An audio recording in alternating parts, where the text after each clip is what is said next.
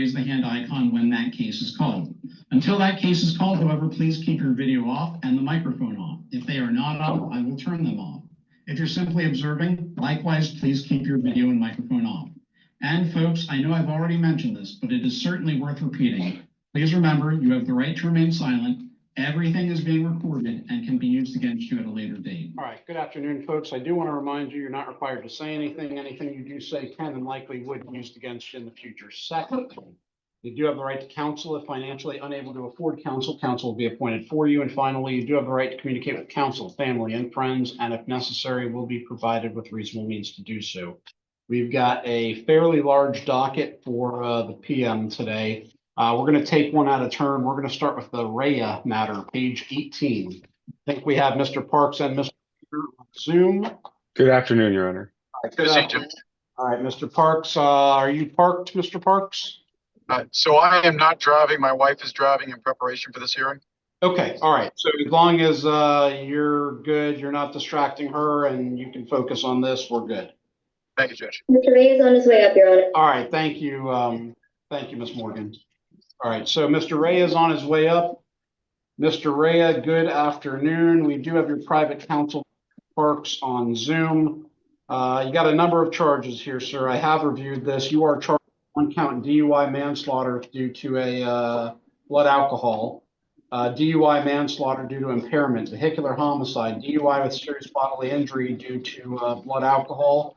There's another charge, DUI serious bodily injury due to alcohol, reckless driving with serious bodily injury, DUI with injury or property damage. There's 2 counts of that.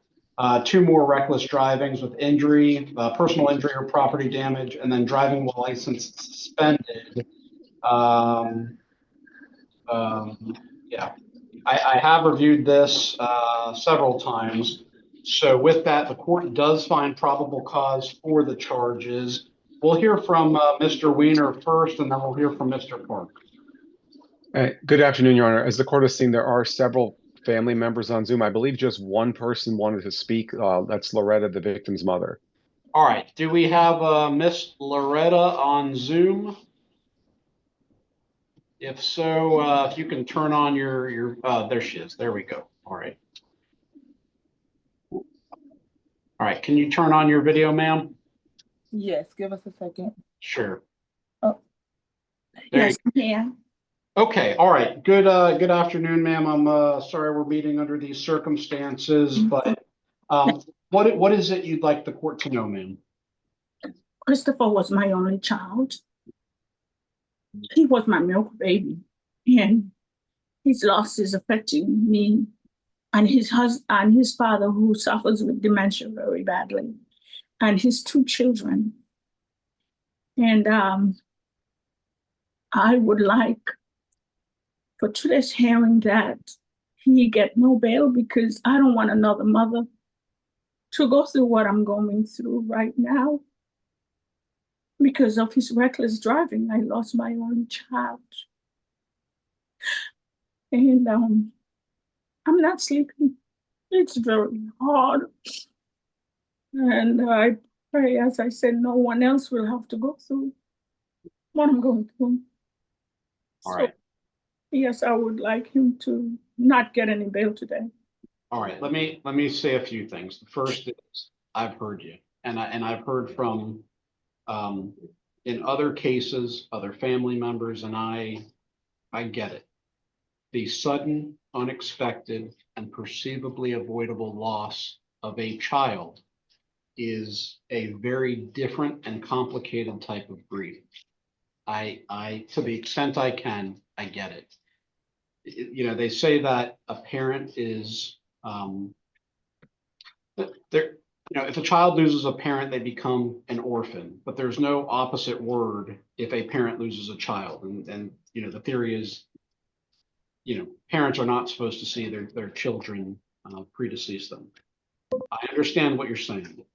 On the other hand, I have to apply the law, and I have to apply it equally and fairly. Yes. And I do understand what is in the probable cause affidavit. I do understand what's been provided to the court. And my job as the judge is to just apply the law. And this is not the trial today. This is that happens later down the line where a determination of guilt or innocence is established. But I want you to know that I've heard you. Thank you. So please understand that. Thank All you. right, Mr. Weiner, let me hear from you. Yes, Your Honor. And just so the court's aware, Mr. Parks had reached out to me when the case was filed. Mr. Rella was actually going to be surrendering next week. There was an agreed surrender date. However, Miramar police got word of the warrant, as they do, and he was arrested last night. So it was supposed to be the morning. That's why it's in the afternoon, just so the court's aware this isn't a situation where, you know, he fled or things like that. So just so the court's aware. As far as his prior history is concerned, he has no criminal history. He does have a prior careless driving in 2024 where he was driving 75 miles an hour where he was changing lanes. He also has an open speeding ticket from February of this year, a month before the crash, where he is alleged to be going 89 in a 45. Based on the fact... Repeat that last part again? Yes, Your Honor, 89 miles an hour in a 45-mile-per-hour zone. So it's an open speeding case from February of this year. That it was about a month before the crash occurred. Okay, got it. All right. And then my understanding is, according to the affidavit, the license was suspended as of February 10th. So, Your Honor, it's a strange thing. It was one of those financial restriction type things. The license was actually reinstated later that day after the crash. So, and that was the reason why this isn't a situation where I filed any kind of motions for pretrial detention for things like that because of the type of suspension it was. And in speaking with Mr. Parks, it appears it might have been one of those suspensions in error. So that charge may eventually wind up going away, but legally it was filed properly at this moment. Understood. Okay. All right. I just wanted to make sure I made some notes, but okay. Having heard that, yes, Your Honor. As far as the conditions, based on the factors in 903.046, based on the facts of the case, the driving pattern, the running the red light, the alcohol level, the death of the victim, and the serious injuries to his passenger, I'm asking that the court set bond on counts 1, 2, and 3 at $25,000 each. Count 4, $10,000. Counts 5 and 6, $5,000 each. And count 7 through 11 at $1,000 each. That would be a total of $100,000. I'm asking that the court place the defendant on pretrial level 2 with a GPS and the remote alcohol detector. That the court order the defendant not to consume any drugs or alcohol with random testing twice per month. That the court order the defendant not to drive or get behind the wheel of a motor vehicle during the pendency of the case. That he not leave the Tri-County area during the pendency of the case, and that he surrender any passport or passport card in his possession within 72 hours of his release because of the holiday weekend, and that he not apply for a new passport or passport card during the pendency of the case. Okay. Mr. Parks, let me hear your side, sir. I appreciate it, Judge. And so I spoke with Mr. Weiner last night once this happened. I think we're in agreement on a number of things. So as it relates to the RAD, the remote alcohol detector, I have no issues with that. As it relates to the bond, I am asking for $50,000. I spoke with Mr. Weiner I think it was this past Wednesday when we came up with a surrender date, and I spoke with the family at length. This is not an issue with playing around with numbers. 50,000 is literally the cap that they can come up with. We spoke with the bondsman. It's ready to go, certainly if the court is willing. As it relates, as I said, to the RAD, yeah, certainly I understand that that's going to be a condition. I've spoken with my client regarding that. Having said that, though, and I think that Mr. Weiner is going to stand moot. I've spoken to him last night. I spoke to him again today. I'm asking that the imposition of the RAD be imposed on Tuesday, meaning that he gets a report date for Tuesday. Here is for him not to sit in custody during the holiday, not knowing how long it's going to take to get the remote alcohol detector installed. And he does in fact work. He works as a manager at a restaurant. I don't want to see him lose his job. Certainly that would put everything in peril as it relates to his defense. Beyond that, I did discuss a GPS monitor with Mr. Weiner. I know that he has asked for that certainly in the past. I don't think, given the fact that my client has no criminal history whatsoever, that it's necessary. As it relates to the driving while license suspended charge, I spoke with the family. This was a situation where I believe it was one insurance began and another one insurance ended and another began. And when it took place, I guess there was a delay in it being represented. And so as a result of that, it showed up as a suspended license. the second my client found out about it, it was immediately reinstated. So as it relates to the condition of no driving, he does have a valid license. What I'm asking for is no recreational driving, certainly so he can get to and from work.